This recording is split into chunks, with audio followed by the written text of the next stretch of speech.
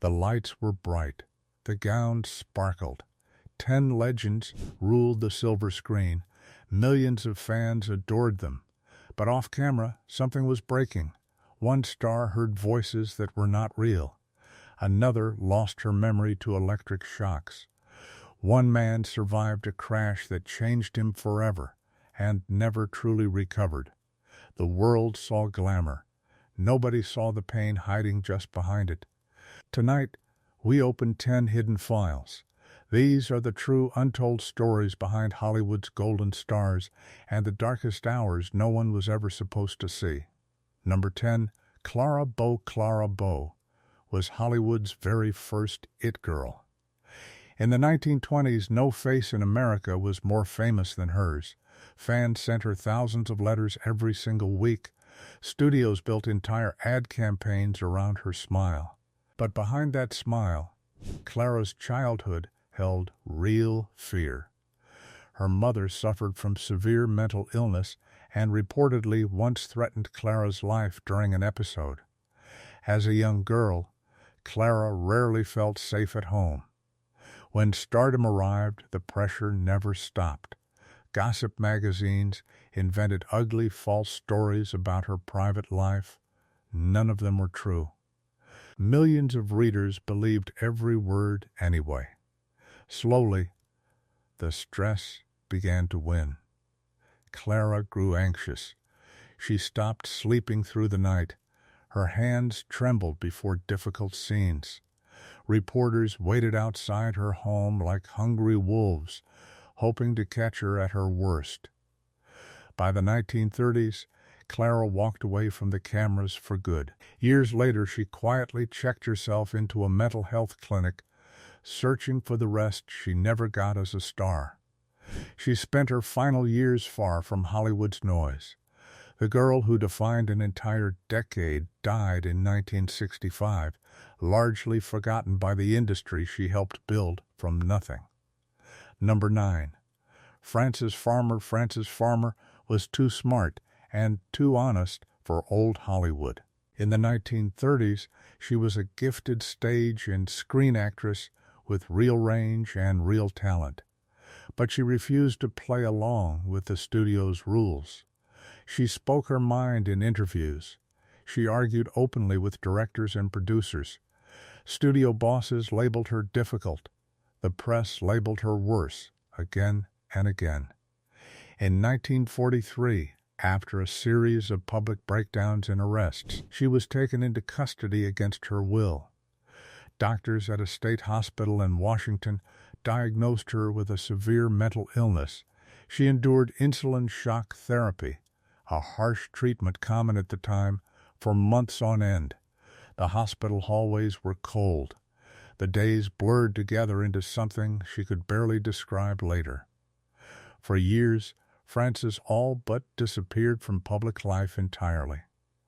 Dark rumors spread for decades about what really happened inside those hospital walls.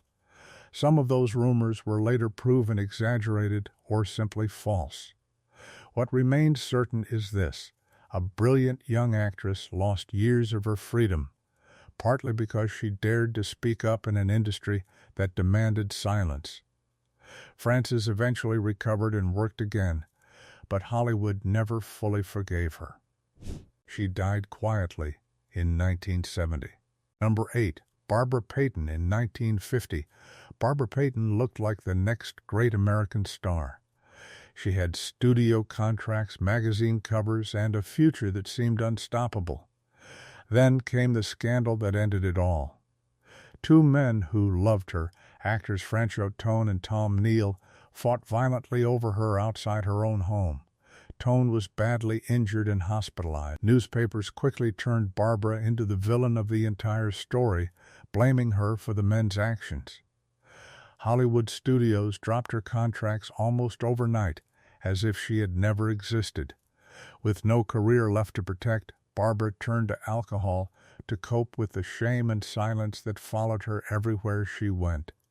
Her drinking grew worse with each passing year. Her money disappeared.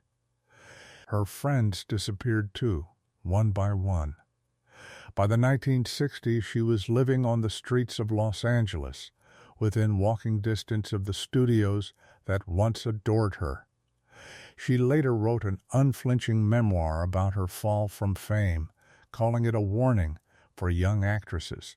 In 1967, Barbara Payton died of liver and heart failure caused by years of heavy drinking. She was only 39 years old and almost entirely forgotten. Number 7. Veronica Lake. Veronica Lake's peekaboo hairstyle became one of the most copied looks in America during the 1940s. For a few short years, she was everywhere. Magazine covers, war bond posters, radio advertisements. But when the war ended, the trend faded almost overnight. Studios stopped returning her calls.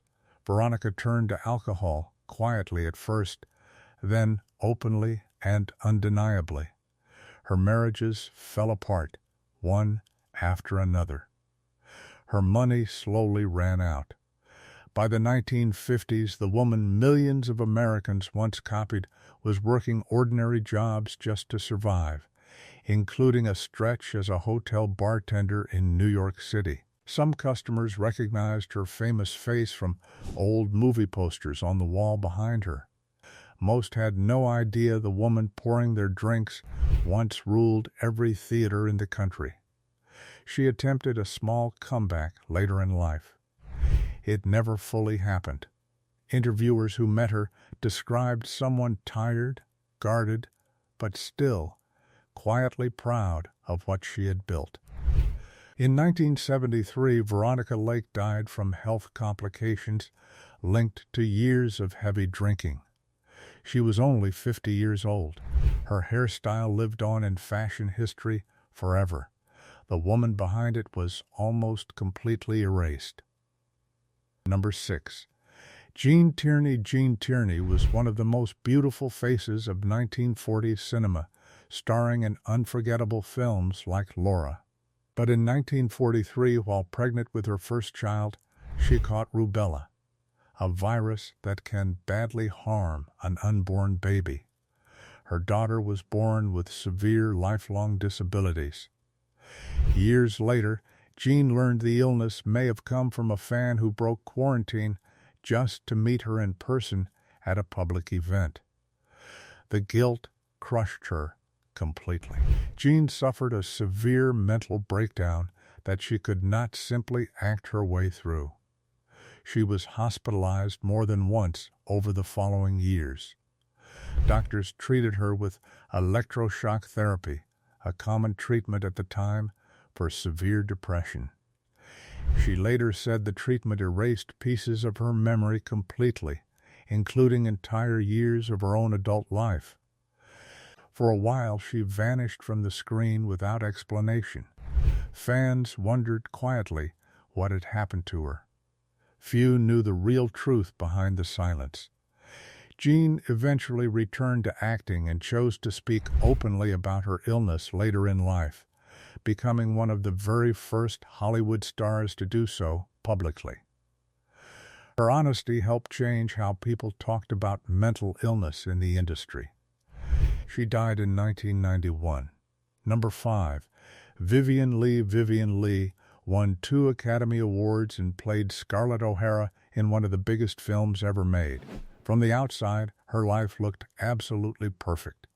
But privately, Vivien lived for decades with a severe mood disorder, what doctors at the time called manic depression. During her lowest periods, she could barely bring herself to leave her own bed. During her highest periods, she could become someone her closest friends barely recognized at all. She experienced public breakdowns, both on film sets and on stage in front of live theater audiences. Her marriage to fellow actor Laurence Olivier was often strained by her illness, though the two remained devoted to one another for many years regardless. She received electroconvulsive therapy to help manage her symptoms, a treatment that reportedly left her exhausted and disoriented for days afterward. Tabloids speculated wildly and cruelly about her condition. Almost no reporter showed any real understanding of what she was living through. Vivian kept working through all of it anyway, delivering some of the most respected performances in film history along the way.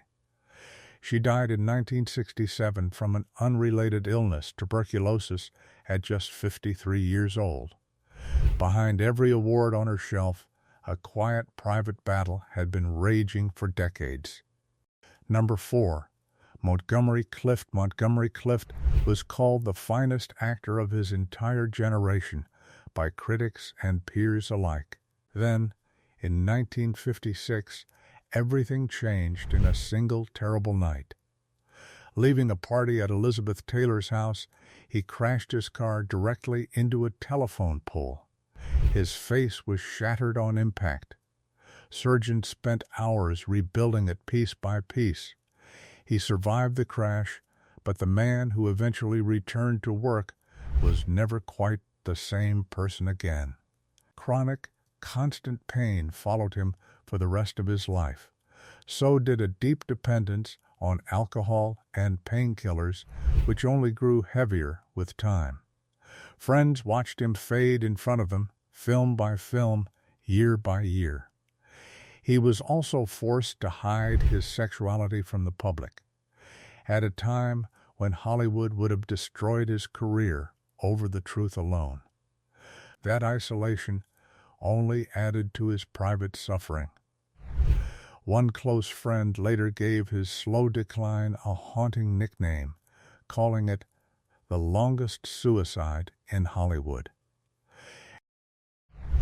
For 10 more years, Montgomery kept working, kept performing, kept hiding his pain carefully behind the camera. In 1966, his damaged heart finally gave out for good.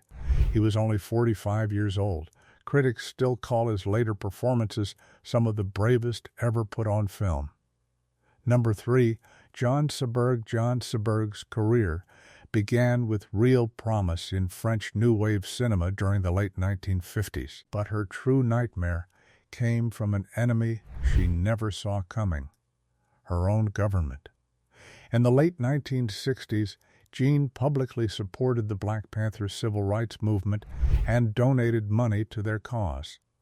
The FBI took direct notice of her activism. Secret agents deliberately planted a false story in gossip columns, claiming she was pregnant by a Black Panther member. It was a complete lie, created on purpose to destroy her public reputation. The intense stress reportedly contributed to the premature loss of her baby soon afterward. Jean was utterly devastated. She sank into a severe depression that lasted for years, never fully recovering her sense of safety.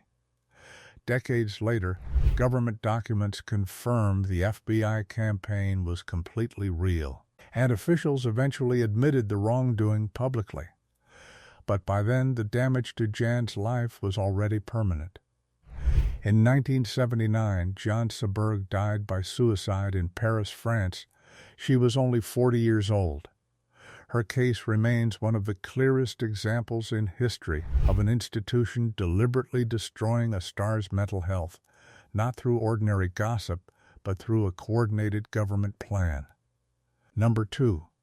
Judy Garland. Judy Garland became a star as a young teenager in The Wizard of Oz, one of the most beloved films ever made. But behind the rainbow, MGM controlled almost every part of her daily life.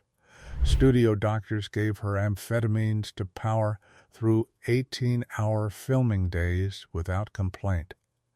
Then they gave her barbiturates just to help her fall asleep at night afterward. She was still a child, and she was already dependent on both drugs.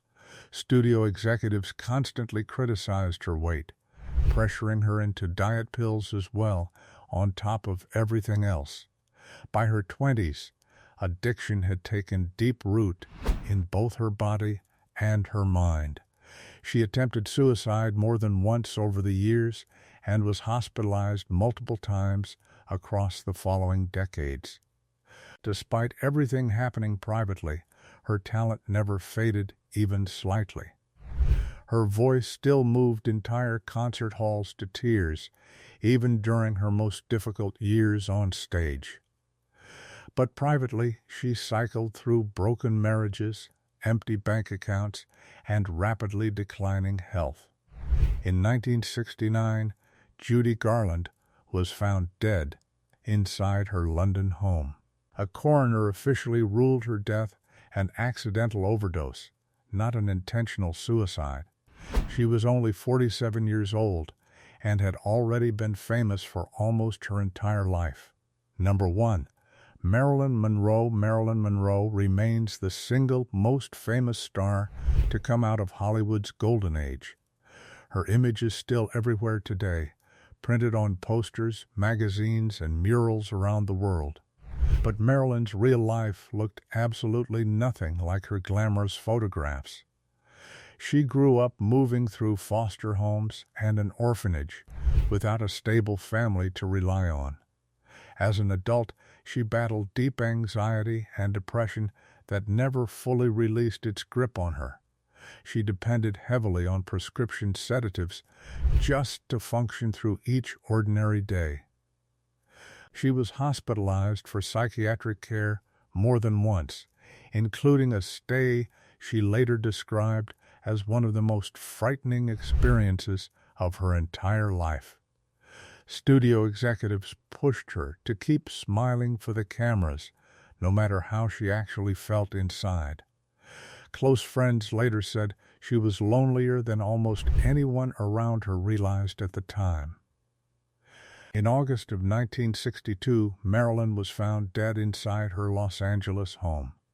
The coroner's official ruling was probable suicide by overdose, though certain questions about that final night still linger even today. She was only 36 years old when she died.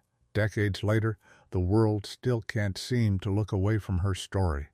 10 stars, 10 different stories, but one dark thread connects them all. Hollywood's studio system built empires on their backs. It fed them pills to keep them working. It hid their pain to protect profits. When they finally broke, it simply threw them away and found someone new. Fame gave these stars the whole world.